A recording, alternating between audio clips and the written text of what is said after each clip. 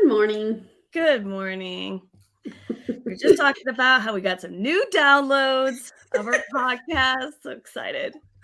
We're becoming so famous. I just don't know what to do. We are on the brink of some real big breakthrough. Let me tell you. I can feel it. Yeah. People have heard and they're responding. It's coming. It's coming. Oh boy. Okay, black and white on today too. Anyway, what'd you say? I said we're back. We're back. We're better than ever.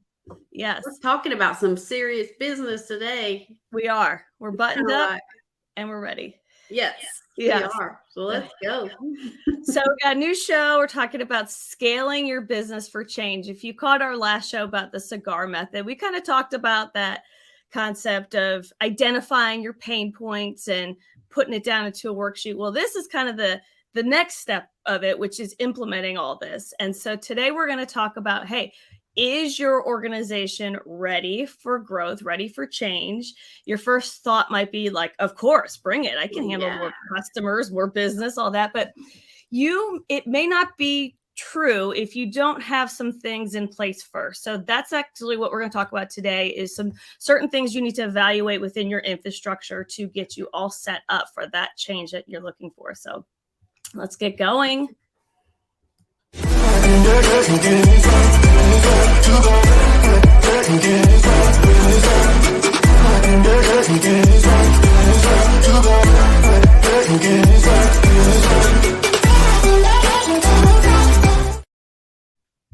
Yes, and welcome back to Marketing Under Mike. We're here a lot. I mean, like every other week, I think. Yeah. No, we're here just to give you guys a variety of digital marketing tips, trends. Really, we just want to be a useful guide and resource for your business. So while we mostly talk about marketing side of things, we also feel it's really important to share any business concepts that we find are interesting to us or eye-opening and something that every business could use. So that's kind of the topic we're on today. Yes. And I have to say that you and Rob are always kind of investing in these types of courses or seminars or what have you to just strengthen your business model. I don't know how you find the time because you guys are so busy, but you do it and it's very valuable. And you've said that when you come across something that you feel like, oh, this is really valuable, that it's a game changer and you want to share it. So that's exactly what this is about. You're exactly right. And I just thought this is too good not to share. It just seems like it makes so much sense and it seems like it's easy, but you really need to stop and evaluate different areas of your business all the time. I mean, it can be, and the things we're talking about, it can even be applied to your personal goals as well. So that it's kind of like a twofer.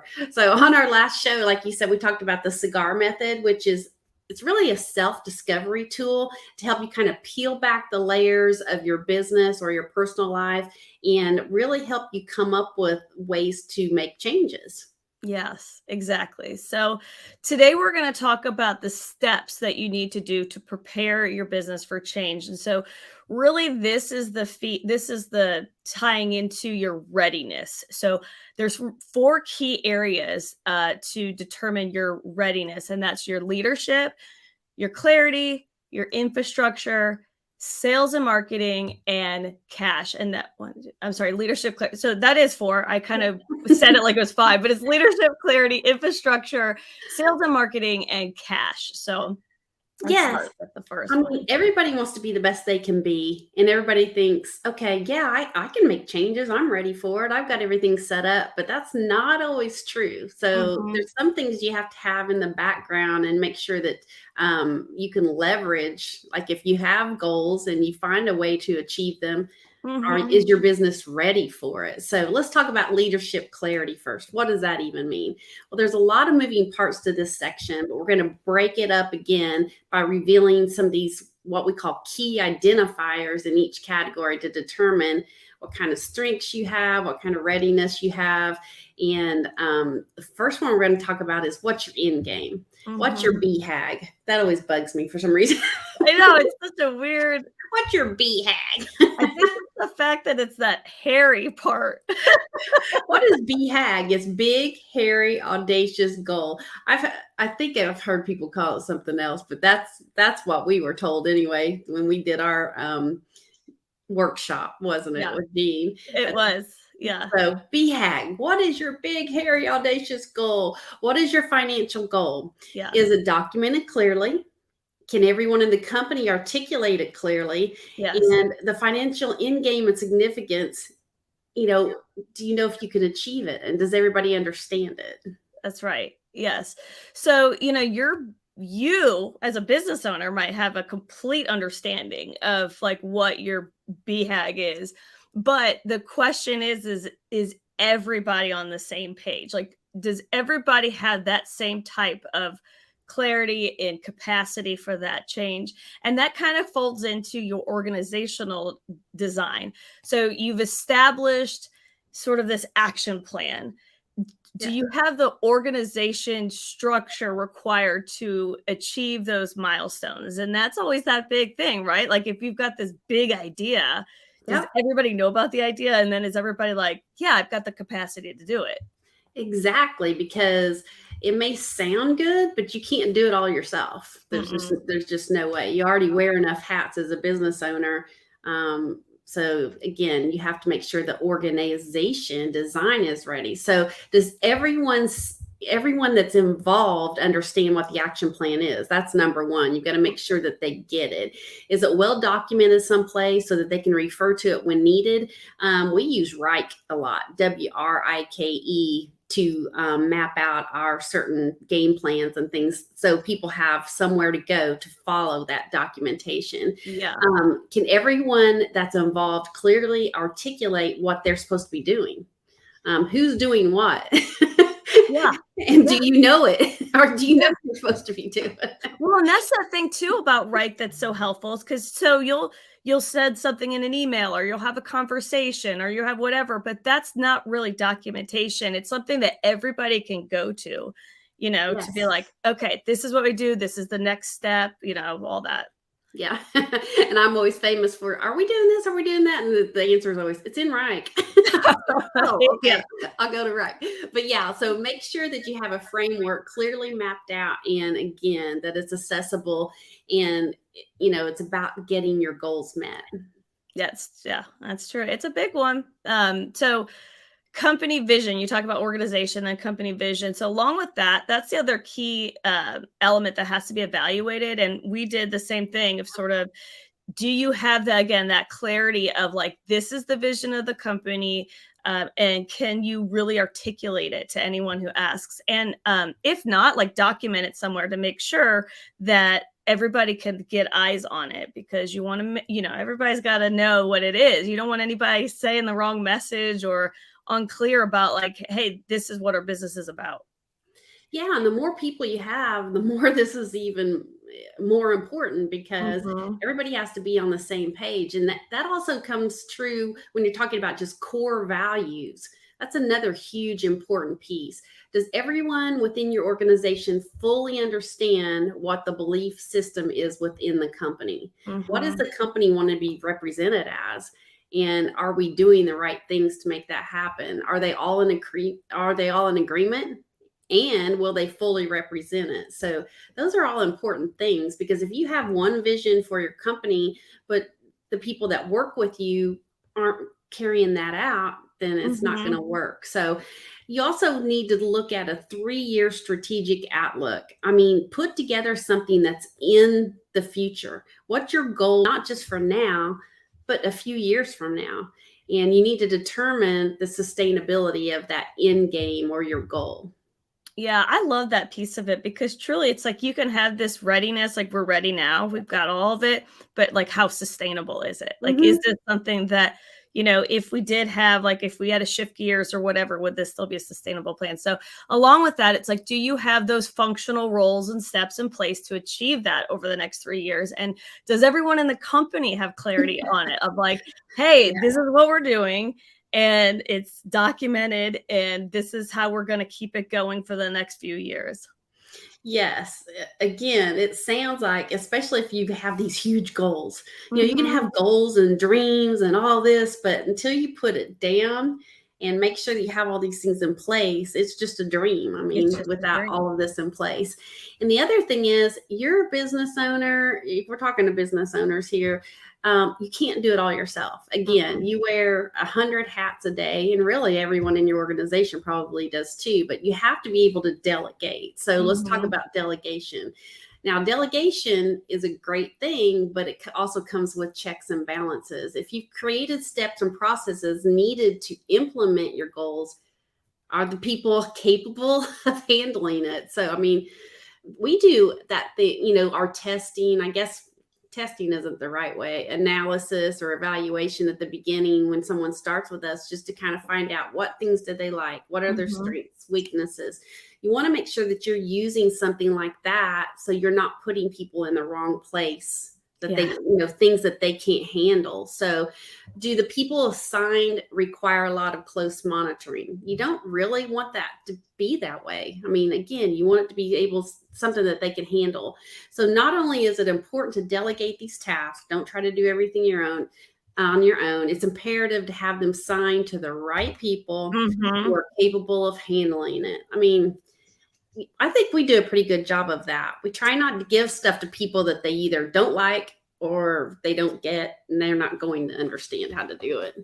I agree. I think that's such it's so important to not yeah, it's like kind of a two part thing is right, have the right people in the right roles that you know that they'll thrive in, which is really important. But then also when you have that delegation, you also have to follow it up like you were saying of like, hey, it's documented somewhere and there's the accountability because you come into it where they know their assignment, they know what they need to do.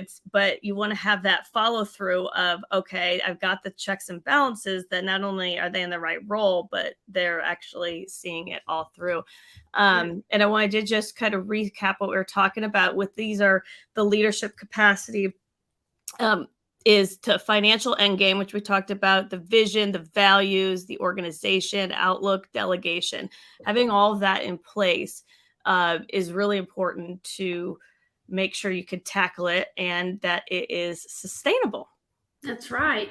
You may feel like you're ready for growth, but the worst thing that can happen is you do get all this business and you can't handle it. That's Mhm. almost worse than not having the business because, Yeah. I mean, we know companies that that's happened to, and what ends up happening, they get a bad name, they get Yeah. bad reviews. So these are things that are very important to see. If you want to grow or if you have goals, you have to have these things in place. So the next thing we're going to tackle is infrastructure. Do you have do you have the right functional design in place? So you Mhm. need to think about what your current infrastructure is. Take a look at the functional design of your team. Now, what does that mean? Okay, who does what? What do you need?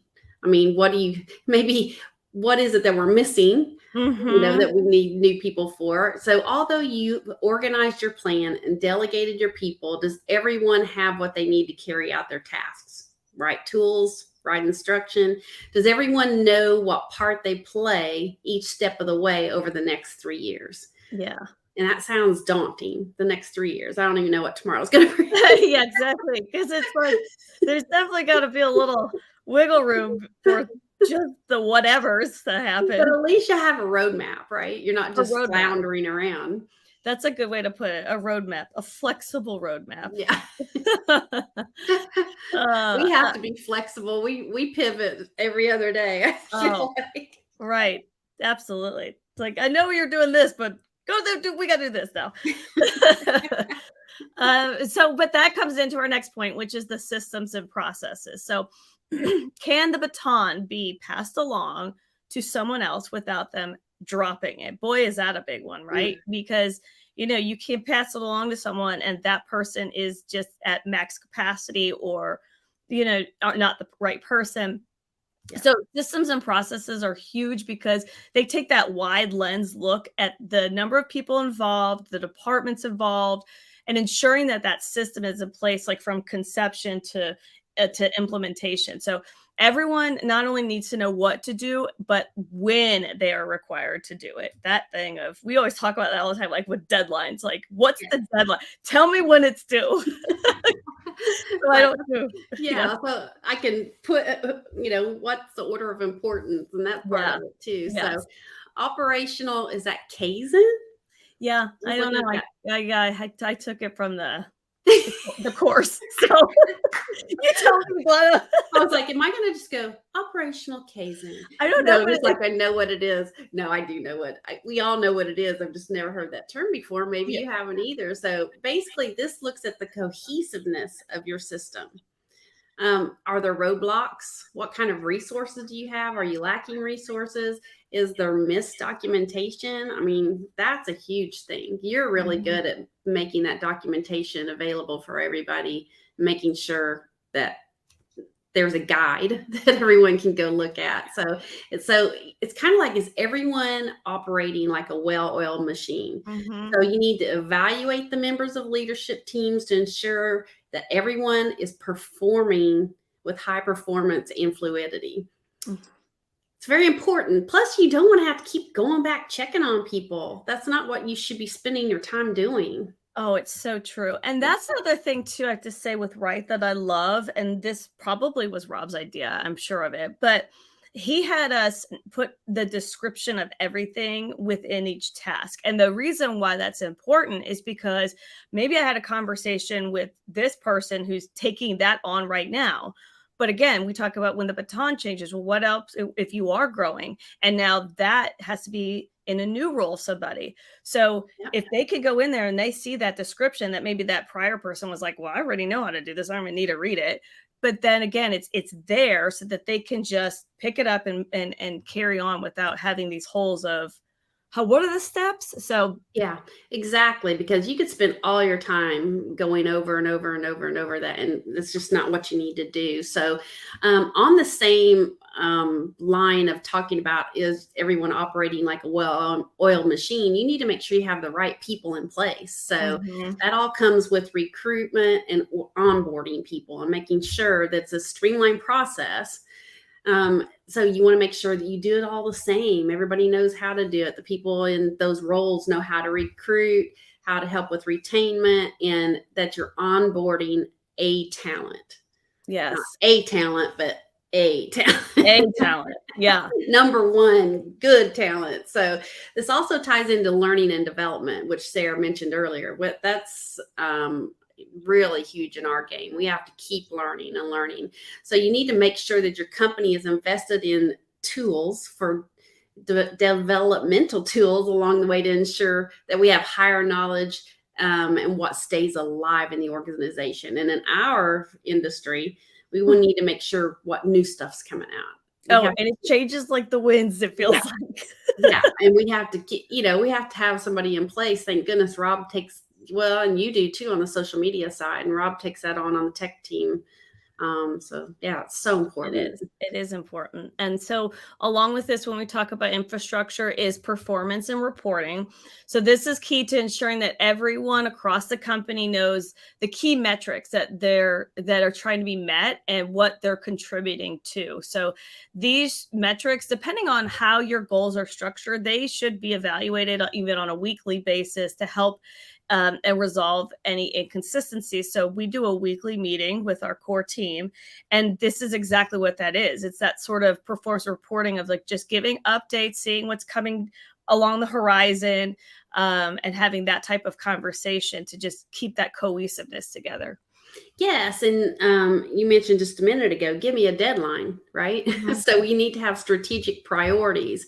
Our priorities may change from week to week or day to day. I mean, just depending on what's happening in your business. So this element of strategic priority just simply comes down to everyone understanding what's important right now. What is my priority right now, whether it be business, personal, and being able to articulate where these priorities lie in our overall plan. And it can change. I mean, like the fluidity we mentioned, you have to be able to pivot and change, but also make sure everybody understands what's a priority. That is so true. So this was the kind of infrastructure recap we talked about. This is when you're going to evaluate the functions, the systems, the processes, recruitment, training, reporting, priority. Really comes down to just those checks and balances. Because, there's nothing worse than having a conversation and then it's like, wait, I thought that I was doing this first. And, it's like, oh, then deadlines all get shifted. So yeah, if you have somebody waiting on something, You Mhm. have to know that. So it's kind of important. Yes. Yeah. Especially with all the hats that we all wear for sure. So, all right, now let's move on to the next thing. It's sales and marketing. This is a biggie because you can just be sailing along and all of a sudden there's no business. It's like, And it's like, "What am I doing?" there's this weird thing of you have to keep creating business. You have to keep that lead generation going. So, I mean, what's your process for bringing in new business? Mhm. Obviously that's a sales and marketing department, but everybody needs to have their eye on that goal. So, establishing a lead pipeline that is supported by multiple channels with each bringing in quality leads to the business should definitely be a goal because you Mhm. can't keep growing and keep pushing forward and keep paying people if you don't have business coming in. So the pipeline needs to definitely be consistent and sufficient of leads or the sufficient volume of leads all the time. And that's hard to do. It's It really is hard to do, but I think that's a good point of, you have one system and then there might be other channels that could be just as valuable to that's help a you good point. bring in leads. So Yeah. you have one way and it's working good, but it could be another option that would be, not cost, it could be cost effective and it's something that, hey, let's try this and add it in. But Hmm. um so then this is another, well, I keep saying this is another big one, but They are. yeah. So I love this one because this is like customer acquisition. And this is another thing that we've been implementing, that's been there, but we've just amped it up a lot Yeah. more of just that customer acquisition, which is that, do you have a real dedicated, seamless customer acquisition process, and a business development team that's sort of helping to move the ball, keep the ball rolling? So you want to make sure that you've got key people on the front lines on your behalf. If you're out there selling and you bring in the business, do you have another, flow going on so that you could keep focusing on what you want to do? And then that onboarding process happens real seamlessly. Because there's really, you think about, you bring on a new customer, it's really exciting, but you can't just like, drop them off at the bus stop and be like, all right, good luck. There's Yeah, got to be some yeah. hand holding. Yes, there needs to be a proper way of onboarding a customer, just like there is onboarding new people to the company. So, all right. So, yes, that is a very important part. Have your sales and marketing all put together. Yeah, so this is, it's really two elements to talk about this with the marketing and sales. It's the lead generation process and it's the customer acquisition process. So having those buttoned up is key. And all this always comes down to, unfortunately, cash. Yeah.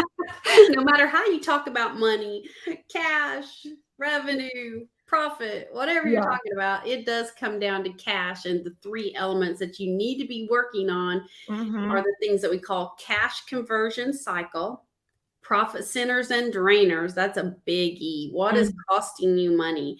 And profit per X. In other words, what are you making off of each thing that you're doing? Or are you making anything off of it by the Yeah. people are always like, we built this much.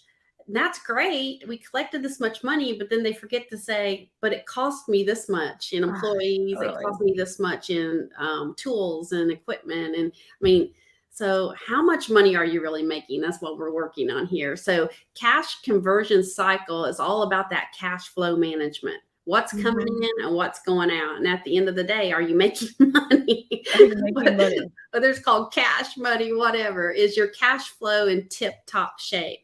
Are there specific areas where cash cycle can be shortened? That's Mhm. nice. If you can have more cash coming in more often, that's always nice. Yeah. Is this all well documented and optimized effectively by your whole team? Does everybody understand how Mhm. much things cost? Because if you Yeah. don't understand that, then you're not going to get to that point that you want with Yes. your Yeah. revenue goals.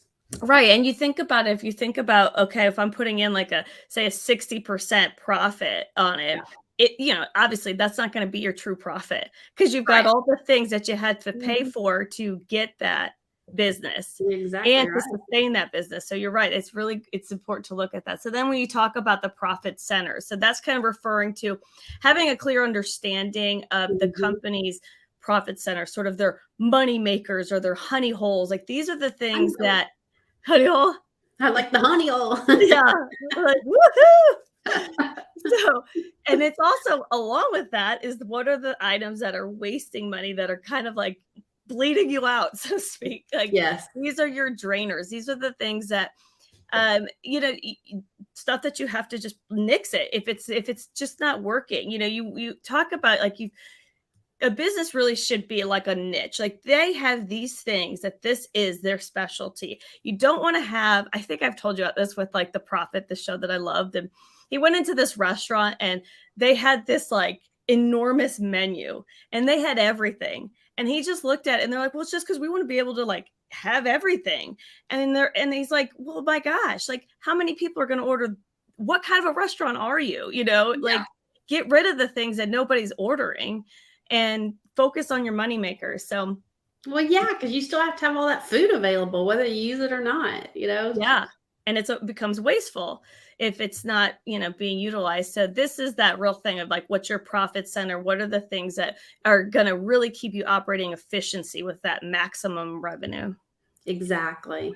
And sometimes you might need to specialize more. It doesn't matter what kind of business you're in, especially since COVID and all of that. I think it's made people really look at what are my big money makers? What's giving me the most profit? So profit per X. This is all about knowing your magic number. So you need to make sure that everyone is involved in this piece and that they have a clear understanding of that metric formula and are working to improve that metric. And you want to be the most effective, most efficient in order to get the most out of everything that you're offering. So it's all important. It's all important. I'll show that last highlight there. That's the cash. So your cash cycle, profit centers, drainers, and profit per X. You really want to get those things established to make sure you've, again, got that readiness in place for your growth.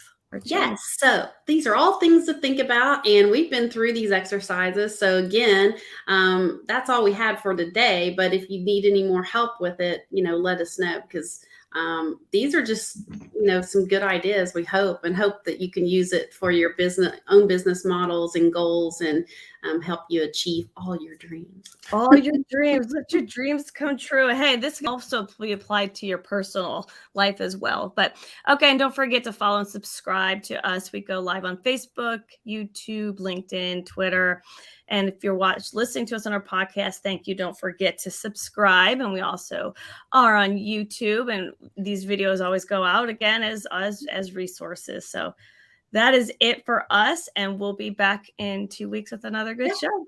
Bye. Bye.